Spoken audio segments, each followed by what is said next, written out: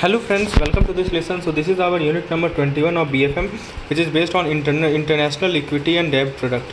So let's discuss international equity and debt product in detail. So friends, चलिए discuss करते हैं international equity and debt product basically क्या है। दोस्तों बताया जा रहा है कि रेगुलेटरी, सबसे पहले बात करेंगे दोस्तों रेगुलेटरी इन्वायरमेंट की। Let's talk about regulatory environment at first. So here we are talking about international regulatory and debt product. So the first topic which we have to discuss is our regulatory environment. So देखिए दोस्तों regulatory environment के बारे में क्या बताया जा रहा है कि हमारा जो लॉज है, जो रेगुलेशंस है, जो कि गवर्न करता है कि कैसे फॉरेन इंडिविजुअल या कंपनी भारत में इन्वेस्ट कर सकते हैं। दोस्तों ये लॉ को डिज़ाइन किया गया है ताकि इस सिटीजन के इंटरेस्ट को प्रोटेक्ट कर सके। देखिए ये सभी लॉ को बनाया गया है दोस्तों ताकि हम इंडिया का इंटरेस्ट और इसके सिटीजन का इंटरेस्ट को प्रोटेक्ट कर सकें।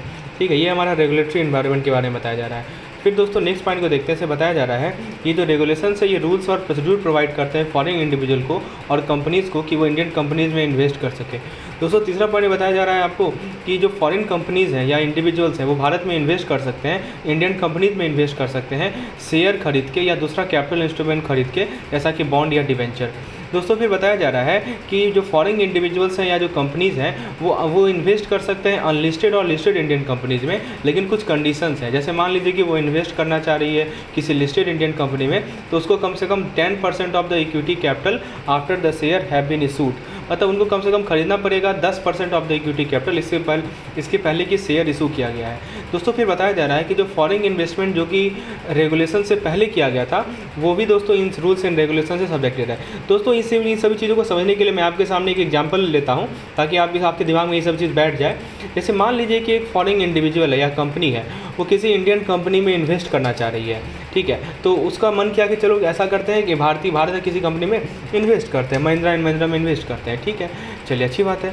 तो दोस्तों उनको क्या करना पड़ेगा, उनको कुछ रूल्स एंड रेगुलेशन फॉलो करना पड़ेगा जो कि फॉरेन एक्सचेंज मैनेजमेंट एक्ट यानी कि फेमा एक्ट में लिखा गया है। और दोस्तों foreign exchange management basically transfer और इशू ऑफ सिक्योरिटीज़ का रेगुलेशन, देखिए जो फेमा एक्ट में लिखा गया है या जो फेमा रेगुलेशन में लिखा गया है उसको फॉलो करना पड़ेगा।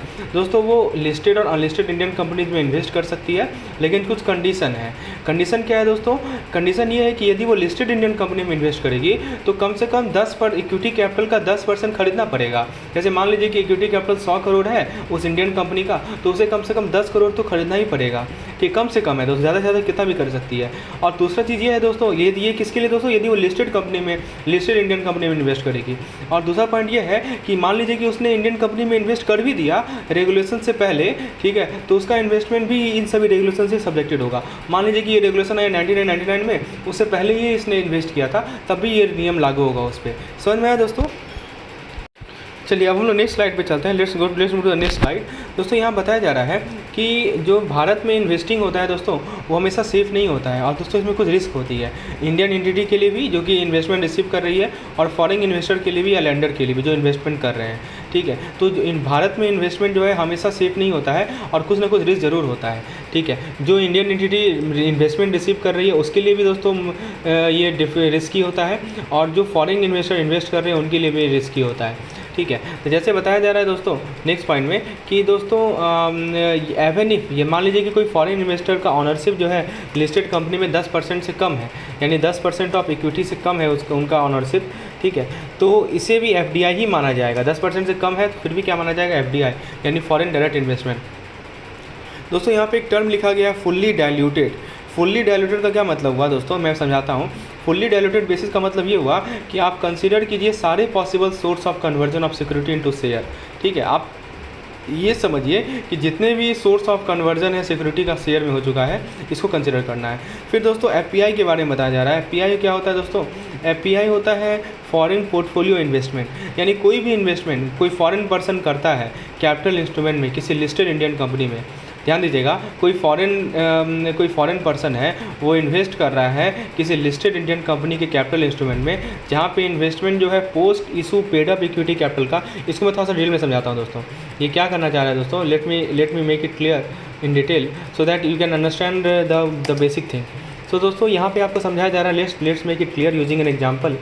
ओके, दोस्तों देखिए क्या बताया जा रहा है कि एफपीआई आपको पता है ना, एफपीआई क्या होता है? एफपीआई होता है दोस्तों एक इन्वेस्टमेंट, जैसे देखिए कैपिटल इंस्ट्रूमेंट का मतलब होता है फाइनेंशियल इंस्ट्रूमेंट जो कि रिप्रेजेंट करेगा किसी कंपनी की ऑनरशिप को, जैसे शेयर, डिवेंचर या कोई अदर सिक्योरिटी। तो यदि मान लीजिए कोई फॉरेन पर्सन है, वो मनी इन्वेस्ट करता है शेयर या फाइनेंशियल सिक्योरिटीज़ किसी इंडियन कंपनी में जो कि लिस्टेड है स्टॉक एक्सचेंज पे, तो उसे एफपीआई माना जाएगा। मैं फिर से बता दूं दोस्तों, कोई फॉरेन पर्सन है, ठीक है, कोई फॉरेन पर्सन है, वो इन्वेस्ट कर रहा है पैसे को, कहाँ इन्वेस्ट कर रहा है? तो किसी लिस्टेड इंडियन कंपनीज के स्टॉक, जो मतलब जो इंडियन कंपनी स्टॉक एक्सचेंज में लिस्टेड है उसके शेयर में या उसके फाइनेंशियल सिक्योरिटी में, तो इसे माना जाएगा एफपीआई, यानी फॉरेन पोर्टफोलियो इन्वेस्टमेंट। दोस्तों बताया जा रहा है कि जो इन्वेस्टमेंट फॉरेन पर्सन करेंगे इंडियन कंपनी में, वो total value of the share का 10% से कम होना चाहिए। तो यहाँ पे बताया जा रहा है post issue paid up equity capital on fully diluted basis. इसका मतलब ये हुआ कि जितने पॉसिबल सोर्सेज हैं कन्वर्जन का सिक्योरिटी इनटू शेयर, जैसे मान लीजिए कि एक इंडियन कंपनी है, उसने 1000 शेयर इशू किया और फुल्ली डायलूटेड इक्विटी कैपिटल है इसका 2000 शेयर। तो कोई फॉरेन कंपनी जो 10% से ज़्यादा ही शेयर यदि खरीद रहा है, मतलब कि टोटल 2000 शेयर है इसका फुल्ली डायलूटेड इक्विटी कैपिटल, उसका 10% से ज़्यादा खरीदेगा तो उसे एफपीआई माना जाएगा, ठीक है। फिर बताया जा रहा है दोस्तों कि इन्वेस्टमेंट जो फॉरेन पर्सन करेगा इंडियन कंपनी में, जो कि इन सभी क्राइटेरिया को मीट करेगा, उसे एफपीआई माना जाएगा एज़ पर द रेगुलेशन। तो क्या रेगुलेशन है वो समझ में है आपको? फिर से बता दो दोस्तों, यहाँ पे ये बताया जा रहा है आपको कि जो भी फॉरेन पर्सन है इंडियन कंपनी में इन्वेस्ट करेगा, वो इन्वेस्टमेंट जो है शेयर का या सिक्योरिटीज़ के वैल्यू का 10% से कम होना चाहिए। और ये बताया जा रहा है post issue paid up equity capital on fully diluted basis. Hopefully आपको समझ में आ गया होगा। तो फ्रेंड्स इसमें सवाल पूछा जाएगा तो यहीं से पूछा जाएगा, ठीक है। तो यदि कोई फॉरेन पर्सन है, वो भारतीय कंपनी में इन्वेस्ट करता है और इन्वेस्टमेंट 10% से कम है टोटल वैल्यू ऑफ शेयर का, तो उसे माना जाएगा एफपीआई। तो फिर बताया जा रहा है दोस्तों, जब आप फुल्ली डायलूटेड इक्विटी कैपिटल किसी कंपनी का निकालेंगे तो जितने भी पॉसिबल सोर्स है सिक्योरिटी का शेयर में कन्वर्ट करने का, उसको आप लोग ध्यान में रखेंगे। जैसे मान लीजिए कि इंडियन कंपनी है जिसने 1000 शेयर इशू किया और फुल्ली डायलूटेड इक्विटी कैपिटल है दोस्तों 2000 शेयर। तो अब मान लीजिए कोई फॉरेन पर्सन है, वो इन्वेस्ट करता है कंपनी में और वो 200 शेयर से कम लेता है, तो उसे एफपीआई माना जाएगा, ठीक है। अब जरा आगे बात करते हैं दोस्तों एफपीआई के बारे में और क्या बताया जा रहा है, ठीक है। तो नेक्स्ट पॉइंट को डिस्कस करते हैं। Let's see what have been discuss in the next point. दोस्तों बताया जा रहा है कि एफपीआई इज़ एनी इन्वेस्टमेंट। हाँ देखिए नेक्स्ट पॉइंट में चलते हैं। एफपीआई के बारे में और क्या बताया जा रहा है कि फॉरेन पोर्टफोलियो इन्वेस्टर कौन होते हैं? तो फॉरेन पोर्टफोलियो इन्वेस्टर कोई पर्सन होते हैं जो कि इंडियन सिक्योरिटी मार्केट में इन्वेस्ट करना चाहते हैं और उनको रजिस्टर्ड होना पड़ेगा security and exchange board of India से, यानी सेबी से। तो सेबी एक रेगुलेटरी बॉडी होती है जो कि इंडियन सिक्योरिटी मार्केट को ओवरसीज़ करती है और ये इंश्योर करती है कि जितने भी इन्वेस्टर हैं इंक्लूडिंग फॉरेन इन्वेस्टर, वो रेगुलेशन को फॉलो करें। तो एफपीआई एक पर्सन होता है जो कि इन्वेस्ट करना चाह रहा है इंडियन सिक्योरिटीज़ मार्केट में और उसे रजिस्टर्ड होना पड़ता है दोस्तों सेबी के साथ। याद रखिएगा, सेबी एक रेगुलेटरी बॉडी होती है जो कि ओवरसीज़ करती है इंडियन सिक्योरिटी मार्केट को और इंश्योर करते हैं कि जितने भी इन्वेस्टर्स हैं इंक्लूडिंग फॉरेन इन्वेस्टर, वो रेगुलेशन को फॉलो करें। फिर दोस्तों नेक्स्ट पॉइंट में चलते हैं। बताया जा रहा है एफपीआई के बारे में कि एफपीआई दोस्तों एफपीआई एक एंटिटी है जो कि इस्टेब्लिश किया गया है, इनकॉर्पोरेट किया गया है भारत से बाहर, जो कि प्रपोज करती है भारत में इन्वेस्ट करेगी और रजिस्टर्ड होगी सेबी के साथ। दोस्तों ये जो अकाउंट होता है, सब अकाउंट जो कि एफआईआई हेल्ड करते हैं on the behalf of their client and this account also registered with SEBI. तो यहाँ पे जरा इसका मतलब समझते हैं ये क्या बताना चाह रहा है, what is the meaning of this sub account. Let us make it more clear to so that you don't face any difficulties in understanding what is meaning of सब अकाउंट। ओके देखिए दोस्तों, बताया जा रहा है कि सब अकाउंट मतलब ये बात दोस्तों, यदि मान लीजिए कि कोई एफआईआई है यानी फॉरेन इंस्टीट्यूशनल इन्वेस्टर है, वो इंडियन के स्टॉक मार्केट में इन्वेस्ट करना चाह रहा है अपने क्लाइंट के बिहाफ में, तो एक सब अकाउंट क्रिएट करेगा अंडर द एफआईआई अकाउंट और फिर इंडियन स्टॉक मार्केट में इन्वेस्ट करेगा इन सभी सब अकाउंट के माध्यम से। तो यहाँ पे एक टर्म आया दोस्तों सब अकाउंट। सब अकाउंट का मतलब समझ में आया कि यदि कोई फॉरेन इंस्टीट्यूशनल इन्वेस्टर है, वो इन्वेस्ट करना चाह रहा है दोस्तों इंडियन स्टॉक मार्केट में अपने क्लाइंट के बिहाफ पे, तो वो एक सब अकाउंट क्रिएट करेगा अपने एफआईआई अकाउंट में और फिर इंडियन स्टॉक मार्केट में इन्वेस्ट करेगा इस सब अकाउंट के माध्यम से। दोस्तों सेबी यानी security exchange board of India एक रेगुलेटरी अथॉरिटी है इंडियन स्टॉक मार्केट की। तो कोई भी अकाउंट जिसमें सब अकाउंट भी आता है जिसको एफआईआई ने क्रिएट किया है इंडियन स्टॉक मार्केट में इन्वेस्टिंग के लिए, वो रजिस्टर्ड होगा सेबी के पास। फिर बताया जाए दोस्तों सेबी ने नया रेगुलेशन लाया 2014 में, जिसका नाम था SEBI foreign portfolio investor regulation 2014। ये रेगुलेशन रिप्लेस कर दिया अर्लियर रेगुलेशन जो कि रिलेटेड था एफआईआई से और सब अकाउंट से। फिर बताया जाए दोस्तों, यदि कोई एफआईआई है या जो सब अकाउंट है वो सेबी से रजिस्टर्ड थे इससे 2014 के न्यू रेगुलेशन से पहले, तो उसे एफपीआई माना जाएगा। उसे क्या माना जाएगा? एफपीआई यानी फॉरेन पोर्टफोलियो इन्वेस्टर माना जाएगा, ठीक है। जैसे मान लीजिए कि एक एफआईआई है, उसने एक सब अकाउंट क्रिएट किया अंडर द एफआईआई अकाउंट किसी क्लाइंट के लिए, और सीबी से रजिस्टर्ड थे 2014 से पहले। तो दोस्तों ये जो सब अकाउंट है ना उसको एफपीआई माना जाएगा जब तक 3 साल ना पूर जाए जब से ये रेगुलेशन आया है, ठीक है, तब तक एफपीआई माना जाएगा। समझ में आया दोस्तों। अब जरा प्रोहिबिटेड सेक्टर की बात करते हैं। So now let's discuss which sector are prohibited, which person are prohibited. तो हम लोग डिस्कस क्या करें, आपको समझ में आया ना। हम लोग डिस्कस करें दोस्तों कि बेसिकली कोई फॉरेन कंपनी, कोई फॉरेन इंस्टीट्यूशनल इन्वेस्टर यदि भारत की कंपनी में इन्वेस्ट करना चाह रहा है तो उसके लिए क्या रूल्स एंड रेगुलेशंस हैं, हमने वो देखा दोस्तों। उस कंपनी को एफआईआई कब कहलाएगी तब वो हमने देखा। उनका फुल्ली डायल्यूटेड शेयर कितना होना चाहिए ये हमने देखा। अब जरा बात करते हैं कि हमारे प्रोहिबिटेड सेक्टर्स कौन कौन से हैं। Let's discuss which sectors are prohibited. तो दोस्तों सबसे पहले बताया जा रहा है कि foreign investment is an investment.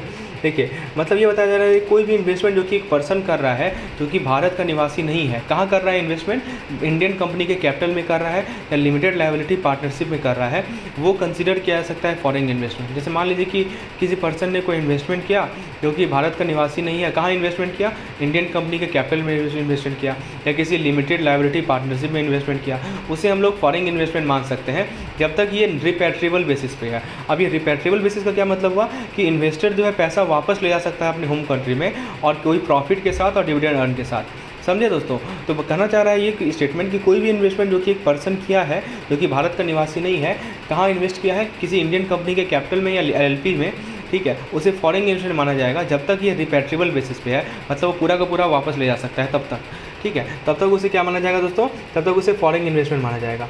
फिर देखिए नेक्स्ट में बताया जा रहा है दोस्तों कि आपको यहाँ पे समझाया जा रहा है कि जो फॉरेन इन्वेस्टमेंट है वो लॉटरी बिजनेस में, गैम्बलिंग और बेटिंग एक्टिविटीज़ में, चिट फंड में और दोस्तों ये सब में अलाउड नहीं है।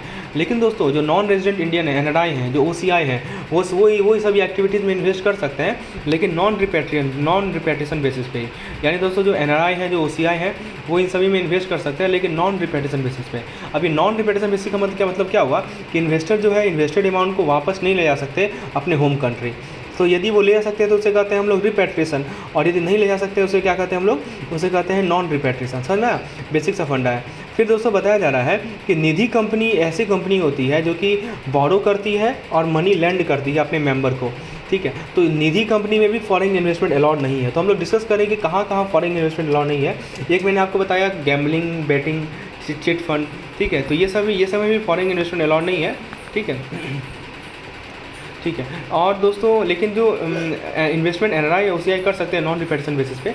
और निधि कंपनी के बारे में बताया आपको, ठीक है, निधि कंपनी में भी फॉरेन इन्वेस्टमेंट अलाउ नहीं है। फॉरेन इन्वेस्टमेंट होता क्या है मैंने आपको समझाया। फिर दोस्तों बताया जा रहा है आपको कि ट्रांसफरेबल डेवलपमेंट राइट, जिसको टीडीआर कहते हैं। टीडीआर क्या होता है, टीडीआर एक तरह का सर्टिफिकेट होता है जो कि होल्डर को अलाउ करता है कि वो right to develop a property किसी को ट्रांसफ़र करके किसी दूसरे आदमी को ट्रांसफ़र कर दे, कि एक हक कि हम प्रॉपर्टी को डेवलप कर सकें, ये राइट क्या करेगा, किसी दूसरे पर्सन को ट्रांसफ़र कर देगा। तो दोस्तों फॉरेन इन्वेस्टमेंट टीडीआर, ट्रेडिंग और टीडीआर में भी अलाउड नहीं है भारत में, यानी टीडीआर के ट्रेडिंग में भी फॉरेन इन्वेस्टमेंट को अलाउ नहीं किया गया है। तो ट्रांसफरेबल डेवलपमेंट राइट के क्या होता है, एक तरह का सर्टिफिकेट होता है जो कि अलाउ करता है होल्डर को कि वो ट्रांसफ़र कर दे right to develop a property to other person. दोस्तों बताया जा रहा है आपको कि फॉरेन इन्वेस्टमेंट जो है अलाउ नहीं है रियल एस्टेट बिजनेस में या फार्म हाउस के कंस्ट्रक्शन में इंडिया में। फिर दोस्तों फॉरेन इन्वेस्टमेंट अलाउ नहीं है यदि आप सिगार, चेरोट, सिगारेलॉज, सिगरेट बना रहे हैं टोबैको प्रोडक्ट का या टोबैको सब्स्टिट्यूट का। लेकिन दोस्तों दूसरा एक्टिविटीज़ जो कि इन सभी प्रोडक्ट से रिलेटेड है, जैसे होलसेल, कैश एंड कैरी, ठीक है, और रिटेल ट्रेडिंग, इनका कुछ रिस्ट्रिक्शन है जो कि गवर्न किया जाता है sectoral regulation in the regulation 16 of the foreign exchange management act. अब दोस्तों आगे स्लाइड को देखते हैं, ग्लोबल डिपॉजिटरी रिसिप्ट को समझते हैं। अच्छे से समझेंगे दोस्तों, what is global depository receipt, short में जीडीआर कहा जाता है, ध्यान दीजिएगा। तो यहाँ पे एक और चीज़ बताया जा रहा है, जैसे एक्टिविटीज़ जो कि ओपन है, ठीक है, प्राइवेट सेक्टर्स में। अच्छा, जैसे मैंने आपको बताया दोस्तों, हाँ, यहाँ पे बताया जा रहा है आपको कि प्रोहिबिशन ऑफ टेक्नोलॉजी कोलैबोरेशन। अच्छा, यहाँ पे एक और चीज़ देखिए, ठीक है, जैसे मान लीजिए कि जो एक्टिविटी सेक्टर ओपन नहीं है प्राइवेट सेक्टर इन्वेस्टमेंट में, जैसे एटॉमिक एनर्जी, रेलवे ऑपरेशन, ये सभी दोस्तों फॉरेन कोर्ट में, मान लीजिए कि रेलवे में या एटॉमिक एनर्जी में फॉरेन इन्वेस्टमेंट को अलाउ नहीं किया गया है। अब जरा बात करते हैं दोस्तों कि इन्वेस्टमेंट बाय, मान लीजिए कोई पर्सन इन्वेस्ट कर रहा है जो कि भारत का निवासी नहीं है, वो भी कुछ सेक्टर में इन्वेस्ट नहीं कर सकता, जैसा कि लॉटरी में, गैम्बलिंग में, बेटिंग में, टोबैको प्रोडक्ट की मैन्युफैक्चरिंग में और टीडीआर के ट्रेडिंग में। ये मैंने आपको पहले ही बताया। इसका मतलब ये हुआ कि इंडिविजुअल या कंपनी जो है दूसरे कंट्री से इन सभी सेक्टर में इन्वेस्ट नहीं कर सकती। ठीक है, तो यही बताया जा रहा है कि कहाँ इन्वेस्ट कर सकती है, कहाँ इन्वेस्ट नहीं कर सकती है, इसके बारे में समझाया जा रहा है। फिर दोस्तों देखिए और कहाँ प्रोविज़न है। देखिए यहाँ पे बताया जा रहा है आपको कि जो फॉरेन कंपनी है वो ऐसे एग्रीमेंट में इंटर नहीं कर सकती इंडियन कंपनी के साथ, जैसे मान लीजिए कि foreign technology collaboration, licensing for franchise, trademark, brand name, management contract. तो इन सभी में दोस्तों फॉरेन इन्वेस्टमेंट अलाउ नहीं है। जैसे मान लीजिए कि कोई भारतीय कंपनी है, वो एक ऑनलाइन बेटिंग वेबसाइट ऑपरेट करती है, तो वो कोलैबोरेट नहीं कर सकती किसी फॉरेन टेक्नोलॉजी कंपनी के साथ कि उसे वेबसाइट डेवलपमेंट के लिए। फिर दोस्तों बताया जा रहा है कि प्रायर अप्रूवल। ओके, यहाँ बताया जा रहा है दोस्तों कि पाकिस्तान, मान लीजिए कि कोई पाकिस्तान का निवासी है या बांग्लादेश का निवासी है, ठीक है, या कोई एंटिटीज़ है जो कि इन सभी कंट्रीज़ में है, उसे सरकार का अप्रूवल लेना पड़ेगा। मतलब जो भी इंडिविजुअल या कंपनी इन कंट्री में रह रहे हैं उनको भारतीय सरकार का अप्रूवल लेना पड़ेगा इससे पहले कि वो भारत में इन्वेस्ट करें। कि जैसे मान लीजिए कि पाकिस्तान की कोई कंपनी है, वो भारत के कंपनी में इन्वेस्ट करना चाह रही है, तो उसको भारत सरकार की अप्रूवल लेनी पड़ेगी। ठीक है, आगे बताया जा रहा है दोस्तों कि जो भी पाकिस्तान के निवासी हैं उनके पास लिमिटेड इन्वेस्टमेंट ऑप्शन होता है इंडिया में, और केवल वो इन्वेस्ट कर सकते हैं कुछ ही सेक्टर में, लेकिन सरकार का अप्रूवल वहाँ भी लेना पड़ेगा। फिर दोस्तों बताया जा रहा है नेक्स्ट पॉइंट में कि आपको स्पेस, एटॉमिक स्पेस हुआ दोस्तों, फिर फॉरेन इन्वेस्टमेंट को अलाउ नहीं किया जाता है कि वो इन्वेस्ट करें कुछ सेक्टर्स में, जैसा कि जो कि सेंसिटिव होता है नेशनल सिक्योरिटी या पब्लिक इंटरेस्ट के लिए, जैसा कि स्पेस और एटॉमिक एनर्जी। अब जरा हम लोग GDR पे आते हैं दोस्तों। Let's study GDR। What is GDR? तो दोस्तों GDR एक फाइनेंशियल इंस्ट्रूमेंट होता है जो कि डिपॉजिटरी बैंक जो कि भारत से बाहर है वो इशू करती है, जो रिप्रेजेंट करता है कि कितना नंबर ऑफ शेयर है इंडियन कंपनीज़ में। सो GDR कौन इशू करता है दोस्तों, एक एक पॉइंट को समझिए, क्योंकि ये GDR ADR सब पूरे टॉपिक में भरा हुआ है। तो GDR दोस्तों एक फाइनेंशियल इंस्ट्रूमेंट होता है। कौन इशू करता है? डिपॉजिटरी बैंक इशू करती है, जो कि भारत से बाहर होती है। भारत से बाहर जो डिपॉजिटरी बैंक होती है वो इशू करती है। ठीक है, और वो क्या रिप्रेजेंट करता है कि कितना शेयर है इंडियन इकोनॉमी में। ठीक है, तो दोस्तों बताया जा रहा है कि GDR को ट्रेड कर सकते हैं इंटरनेशनल स्टॉक एक्सचेंज में, और उसका प्राइसिंग होता है फॉरेन करेंसी में, जहाँ पे अंडरलाइंग शेयर एक कस्टडियन बैंक रखती है जो कि भारत में लॉकहिड होती है। तो इसको मैं आपको एग्जांपल के माध्यम से समझाता हूँ। Let me make it clear using an example so that you can understand कि what is the actual meaning of GDR। तो फ्रेंड्स ग्लोबल डिपॉजिटरी रिसिप्ट को आइए अच्छे से समझते हैं। देखिए, जैसे मान लीजिए कि आप इन्वेस्टर हैं यूनाइटेड स्टेट में और आप इन्वेस्ट करना चाह रहे हैं इंडियन कंपनी के शेयर में, लेकिन दोस्तों आप कंफर्टेबल नहीं हैं कि डायरेक्टली आप इंडियन के स्टॉक एक्सचेंज में इन्वेस्ट कर सकें, और आप इन्वेस्ट करना चाह रहे हैं एक फेमिलियर मार्केट में जैसे कि न्यूयॉर्क स्टॉक एक्सचेंज में। तो इस केस में दोस्तों आप एक GDR खरीद लेंगे जो कि इंडियन डिपॉजिटरी बैंक इस इशू करेगी। आप क्या करेंगे? GDR खरीद लेंगे। ठीक है, ये रिप्रेजेंट करेगा कि कितना शेयर है इंडियन कंपनी का। तो ये GDR का प्राइसिंग जो होगा ना वो कहाँ होगा? US डॉलर में होगा, और आप ट्रेड कर सकेंगे न्यूयॉर्क स्टॉक एक्सचेंज पे या किसी अदर इंटरनेशनल स्टॉक एक्सचेंज पे। समझ में आया दोस्तों? यही कहा गया है कि GDR are traded in the overseas market denominated in foreign currency and underlying share are held by Indian custodian. इसका मतलब समझ में आया? आप इन्वेस्टर है US यूनाइटेड स्टेट में और आप इंडियन कंपनी के शेयर में इन्वेस्ट करना चाह रहे हैं, लेकिन आप कंफर्टेबल नहीं है डायरेक्टली आप इंडियन स्टॉक एक्सचेंज में इन्वेस्ट करना। तो आप क्या करेंगे दोस्तों? आप एक फेमिलियर मार्केट को यूज करेंगे जो कि आपका न्यूयॉर्क स्टॉक एक्सचेंज, क्योंकि आप US के निवासी हैं। आप क्या करेंगे दोस्तों? जो GDR Indian depository bank issue कर रही है उसको खरीद लेंगे। वो रिप्रेजेंट करेगा एक certain number of share of Indian company. GDR का प्राइसिंग जो होता है वो US डॉलर में होगा, ठीक है, या किसी फॉरेन करेंसी में होगा, और आप ट्रेड कर सकेंगे उसको NYSE पे या दूसरे इंटरनेशनल स्टॉक एक्सचेंज पे। फिर दोस्तों बताया जा रहा है कि अंडरलाइंग, नेक्स्ट पॉइंट में पढ़िए, the underlying share issued by the Indian company are held by Indian custodian. इसका क्या मतलब हुआ कि जब आप एक GDR खरीदेंगे ना तो आप केवल एक्चुअल शेयर ही नहीं खरीद रहे इंडियन कंपनी का, आप क्या कर रहे हैं? जो डिपॉजिटरी बैंक GDR इशू कर रही है वो शेयर खरीद रही है आपके बिहाफ में, और उसको होल्ड कर रही है custody with a bank located in India. तो जो इंडियन बैंक रहेगा उसे कहा जाता है कस्टडियन बैंक, और वो एक ट्रस्टी की तरह काम करता है। वो इंश्योर करता है कि जो अंडरलाइंग शेयर है वो सेफ है और सिक्योर है। तो दोस्तों कस्टडियन कौन काम करेगा? The Indian bank. ठीक है, फिर दोस्तों बताया जा रहा है कि जो security and exchange board of India है यानी सेबी, ये रेगुलेट करती है इसे। वही बताया जा रहा है दोस्तों कि कौन रेगुलेट करता है दोस्तों। हाँ, यहाँ देखिए लिखा है underlying shares are issued by Indian company held by Indian custodian on behalf of overseas depository. और दोस्तों बताया जा रहा है कि जो security exchange board of India है वो इसे रेगुलेट करती है। ठीक है, तो it is regulated by whom? It is regulated by SEBI. ठीक है, तो ये सब पॉइंट को समझना बहुत ज़रूरी है। Overseas market denominated foreign currency, GDR received by, एक एक पॉइंट को समझते हैं दोस्तों कि जो यहाँ पे सेबी की तरह रेगुलेट किया जाता है ये, ठीक है। और वो इशूएंस कैसे जीडीआर का इशू होगा, कैसे ट्रेडिंग होगा, उसको ध्यान में रखती है। फिर सेबी और क्या करती है दोस्तों, ये सेबी जो है वो सेट करती है कुछ प्राइसिंग नॉर्म्स को, गाइडलाइंस को, जो कि डिपॉजिटरी बैंक को फॉलो करना पड़ता है जब वो इशू करती है जीडीआर को। जो भी एक्सचेंज रिस्क रहता है जीडीआर से एसोसिएटेड, वो कौन बॉन्ड करता है, ओवरसीज इन्वेस्टर, जैसे कि आप जो यूएस के निवासी हैं, आप सारा रिस्क बॉन्ड करेंगे, एक्सचेंज रिस्क, क्योंकि जीडीआर डिनोमिनेटेड होता है फॉरेन करेंसी में, और जो भी फ्लक्चुएशन होगा एक्सचेंज रेट में वो जीडीआर के वैल्यू को अफेक्ट करेगा। फिर दोस्तों नेक्स्ट पॉइंट को देखिए, जब भी कोई डिपॉजिटरी बैंक जीडीआर इशू करेगी तो वो शेयर खरीदेगी इंडियन कंपनी से और बेच देगी जीडीआर को जो इन्वेस्टर है फॉरेन मार्केट में। इससे क्या होता है दोस्तों, इंडियन कंपनी का इक्विटी बढ़ता है, ठीक है। तो ये समझिए यहाँ पे बहुत इंपॉर्टेंट पॉइंट है, डेब्ट इक्विटी रेशियो, ये सब टर्म को समझना थोड़ा ज़रूरी है। तो मैं इसको थोड़ा आपको डिटेल में समझाता हूँ कि कैसे क्या इफेक्ट नहीं होता है। Please understand this thing, this are very important to understand, so let me make it clear. दोस्तों यहाँ बताया जा रहा है कि when a depository bank issue GDR, जब कोई डिपॉजिटरी बैंक जीडीआर इशू करती है तो वो क्या करता है, डिपॉजिटरी बैंक जैसे मान लीजिए कि जेपी मॉर्गन हो गया या सिटी बैंक हो गया, इसने जीडीआर इशू किया इंडियन कंपनी के बिहाफ में। इसका मतलब कि डिपॉजिटरी बैंक ने एक रिसिप्ट क्रिएट किया कुछ नंबर ऑफ शेयर का इंडियन कंपनी का। तो जीडीआर को क्रिएट करने के लिए डिपॉजिटरी बैंक क्या करती है कि भारतीय कंपनी का शेयर खरीदेगी, कहाँ से, इंडियन स्टॉक मार्केट से, और फिर उस जीडीआर को बेच देगी किसी फॉरेन इन्वेस्टर को जो कि इंटरेस्टेड है इंडियन कंपनी में इन्वेस्ट करने के लिए। वो इन्वेस्टर क्या करेगा, वो डिपॉजिटरी बैंक को फॉरेन करेंसी में पेमेंट करेगा और डिपॉजिटरी बैंक उस मनी को यूज करेगी इंडियन कंपनी से शेयर खरीदने में। दोस्तों बताया जा रहा है कि जैसे डिपॉजिटरी बैंक शेयर खरीदेगी इंडियन कंपनी से ताकि जीडीआर क्रिएट कर सके, इंडियन कंपनी को पैसा मिल जाता है। ये मनी को इक्विटी माना जाता है क्योंकि इन्वेस्टर जो है ऑनरशिप खरीद रहा है इंडियन कंपनी में। इससे क्या होता है कि इंडियन कंपनी का इक्विटी बढ़ता है, समझ में आया। लेकिन दोस्तों डेब्ट इक्विटी रेशियो एक फाइनेंशियल रेशियो होता है जो कि मेजर करता है कि कितना डेब्ट एक कंपनी के पास है in relation to its equity.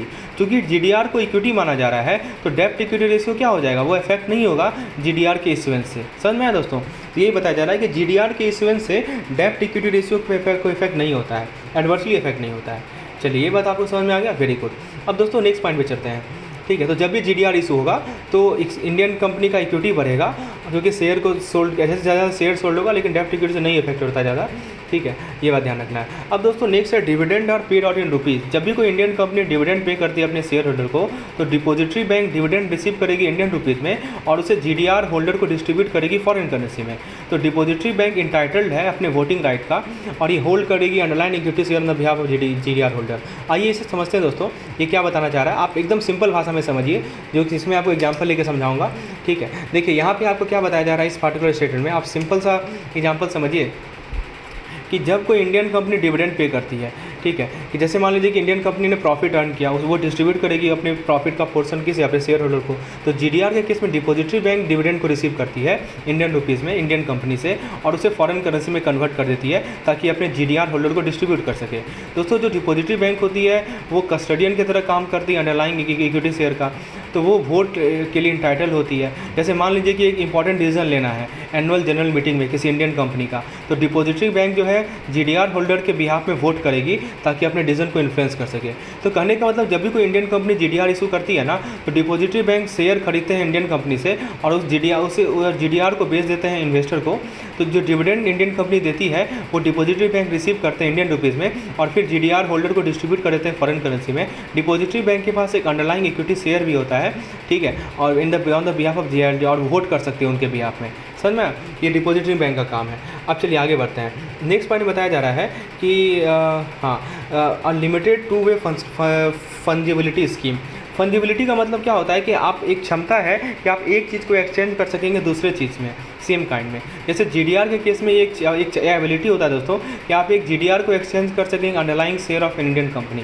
तो इंडियन गवर्नमेंट ने इंट्रोड्यूस किया है टू वे फंजिबिलिटी स्कीम जो कि अलाउ करता है कि आप जीडीआर को कन्वर्ट कर सकेंगे अंडरलाइंग शेयर में और अंडरलाइंग शेयर को कन्वर्ट कर सकेंगे जीडीआर में, ठीक है। इससे क्या होता है कि इन्वेस्टर्स जो है जीडीआर और अंडरलाइंग शेयर के बीच में स्विच कर सकते हैं अपने प्रेफरेंस के बेसिस पे।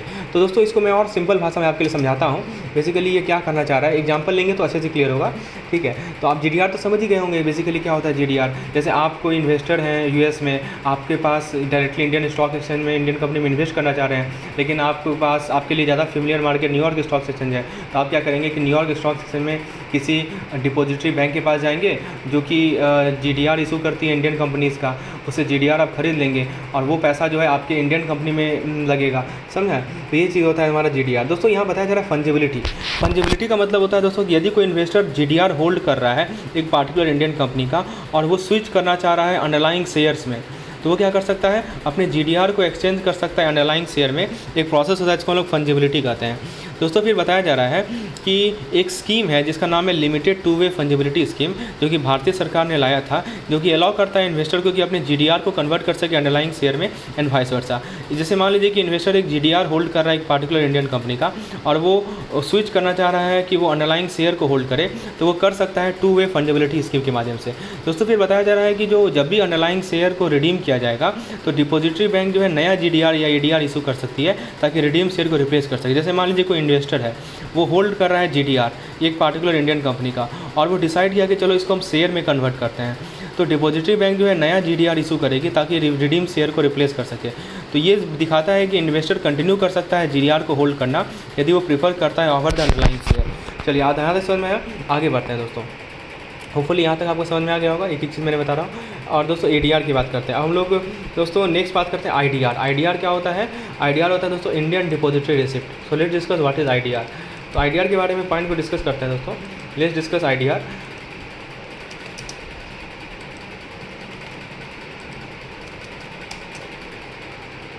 सो फ्रेंड्स पहले बताया जा रहा है कि जो कंपनी है मतलब ये बात दोस्तों कि जो फॉरेन कंपनी है वो IDR इशू कर सकती है इंडिया में, जो कि रिप्रेजेंट करेगा certain number of share of the company, ठीक है। तो IDR को आप खरीद सकते हैं इंडियन रेजिडेंट के द्वारा और अदर कर सकते डोमेस्टिक डिपॉजिटरी के माध्यम से खरीदा जा सकता है, ओके। तो इसको मैं थोड़ा सा और डिटेल में एक्सप्लेन करता हूँ, एग्जांपल लेता हूँ ताकि आपको ये चीज़ समझ में आ जाए कि IDR बेसिकली होता क्या है, आप उसको हमेशा के लिए याद रख सकें, ठीक है। तो कहने का मतलब क्या हुआ कि जो भी कंपनी जो कि भारत से बाहर की है वो चाह रही है दोस्तों, कोई कंपनी मान लीजिए भारत से बाहर की है, इंडिया में नहीं है, लेकिन वो कैपिटल रेज करना चाह रही है इंडियन इन्वेस्टर से, तो वो IDR इशू करेगी। IDR GDR से सिमिलर होता है, ADR से सिमिलर होता है, लेकिन इस केस में कंपनी जो IDR इशू करती है वो भारत से बाहर की कंपनी होती है। दोस्तों डोमेस्टिक डिपॉजिटरी एक फाइनेंशियल इंस्टीट्यूशन होता है जो कि इंटरमीडिएटरी की तरह काम करता है। जो कंपनी IDR इशू कर रही है और जो इन्वेस्टर उनको खरीद रहे हैं उनके बीच का एक इंटरमीडिएटरी की तरह काम करता है। दोस्तों डोमेस्टिक डिपॉजिटरी का जिम्मेवारी होता है कि वो IDR इशू करे, अंडरलाइंग शेयर को होल्ड करे कंपनी का और डिविडेंड को डिस्ट्रीब्यूट करे IDR के होल्डर को। जैसे मान लीजिए कि एक कंपनी है जो कि यूनाइटेड स्टेट की है, वो कैपिटल रेज करना चाह रही है इंडियन इन्वेस्टर से, तो IDR इशू करेगी। IDR रिप्रेजेंट करेगा कितना शेयर उस कंपनी का है। तो कंपनी पहले क्या करेगी, जो कंपनीज़ एक्ट है 2014 उससे कंप्लाई करेगी। देखिए वही बताया जा रहा है कि कंपनी पहले क्या करेगी दोस्तों, जो कंपनीज एक्ट 2014 है उससे कंप्लाई करेगी, और जो security exchange board of India का एक्ट है 2009 उससे कंप्लाई करेगी। फिर कंपनी को एक डोमेस्टिक डिपॉजिटरी देखना पड़ेगा इंडिया में, ठीक है। कंपनी को क्या करना पड़ेगा, डोमेस्टिक डिपॉजिटरी देखना पड़ेगा इंडिया में, जो कि बैंक हो सकती है, कोई फाइनेंशियल इंस्टीट्यूशन हो सकती है। तो डोमेस्टिक डिपॉजिटरी क्या करेगी, IDR इशू करेगी और जो अंडरलाइंग शेयर है कंपनी का उसे होल्ड करेगी IDR होल्डर के बिहाफ में। तो इंडियन रेजिडेंट क्या करेंगे, या नहीं तो मान लीजिए किसी दूसरे कंट्री के रेजिडेंट हैं, वो IDR को खरीद सकते हैं डोमेस्टिक डिपॉजिटरी के माध्यम से। IDR का डिनोमिनेशन होगा इंडियन रुपीज़ में और डिविडेंड भी पे किया जाएगा इंडियन रुपीज़ में। इस तरीके से क्या होगा कि जो कंपनी यूनाइटेड स्टेट की कंपनी है वो कैपिटल रेज कर सकेगी इंडियन इन्वेस्टर से बिना इंडियन स्टॉक एक्सचेंज में लिस्ट हुए और बिना इंडियन सिक्योरिटी रेगुलेशन को कंप्लाई किए। At the same time Indian investor भी इन्वेस्ट कर सकेंगे किसी फॉरेन कंपनी में बिना किसी फॉरेन स्टॉक एक्सचेंज का शेयर खरीदे हुए या बिना किसी फॉरेन एक्सचेंज रेगुलेशन को वरी किए हुए। समझ में आया दोस्तों, यही होता है IDR। तो यही दोस्तों आप लोग बात करते हैं कैसे IDR का परचेज होता है, कैसे IDR का सेल होता है, इसके रिगार्डिंग क्या क्या नियम है आइए डिस्कस करते हैं। होपफुली आपको IDR समझ गया होगा। देखिए GDR तब होता है जब कोई फॉरेन इन्वेस्टर भारतीय कंपनी में किसी दूसरे कंट्री के कंपनी एक्सचेंज में इन्वेस्ट करना चाह रही है, और IDR तब होता है जब कोई इंडियन इन्वेस्टर किसी दूसरे कंट्री के कंपनी में इन्वेस्ट करना चाह रही है। दोस्तों अब कैसे परचेज होता है, सेल्स होता है IDR का, तो बताया जा रहा है दोस्तों जो फॉरेन कंपनी है वो IDR इशू कर सकती है भारत में, और जो कि they can be bought by both Indian resident and resident of other country. IDR क्या रिप्रेजेंट करता है कि कितना नंबर ऑफ शेयर है फॉरेन कंपनी का। IDR is represent the number of share of the foreign company. दोस्तों बताया जा रहा है कि जो फॉरेन कंपनी है, ठीक है, वो कुछ रूल्स एंड रेगुलेशन को फॉलो करेगी जो कि भारत सरकार बनाती है या सेबी बनाती है IDR को इशू करने के लिए। वो फुल डिस्क्लोजर प्रोवाइड करेगी फाइनेंशियल और बिजनेस इन्फॉर्मेशन का अपने इन्वेस्टर को, ये नियम है। फिर दोस्तों बताया जा रहा है कि जो फाइनेंशियल या बैंकिंग कंपनीज़ है जो कि भारत में प्रेजेंस है, वो ब्रांच के माध्यम से, सब्सिडरी के माध्यम से वो एक प्रायर अप्रूवल लेगी सेक्टोरल रेगुलेशन का, इससे पहले कि IDR इशू कर सकें। ठीक है। तो जो बैंकिंग कंपनी IDR इशू करने से पहले वो अप्रूवल लेगी। और दोस्तों बताया जा रहा है कि जो IDR का वैल्यू होगा वो इंडियन रुपीज़ में होगा और इन्वेस्टर खरीदेंगे बेचेंगे इंडियन करेंसी में। तो दोस्तों ये था हमारा पार्ट 1 लेक्चर। इस प्रकार के यदि आप एक्सप्लेनेशन चाहते हैं वीडियोस लेक्चर के लिए तो हमारे प्लान को सब्सक्राइब कीजिए। डिटेल जानकारी के लिए आप मुझे इस नंबर पर व्हाट्सएप कर सकते हैं। So next lecture PDF memory के लिए अवेलेबल रहेगा। धन्यवाद।